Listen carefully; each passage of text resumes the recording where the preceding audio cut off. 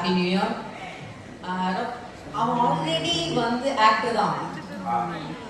சாண்டி சொல்றவங்க வந்து ஆக்டர், யாருக்குமே தெரியாது, அது எனக்கு மட்டும்தான் தெரியும்.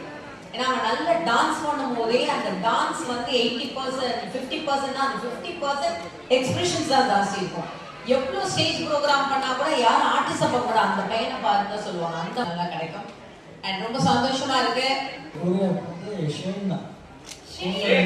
நீல நிலவு சாங் தான் நான் வந்து ஃபஸ்ட்டு பண்ணது. இன்னைக்கு ஷெயின் வந்து ஷெயின் லவ்யா ஹாப்பி. ஏன்னா அவரும் வந்து தமிழில் பண்ணுறாரு, தமிழில் நிறைய பேர் இதை பண்ணுறாரு. வாழ்த்துக்கள் ஷெயின்.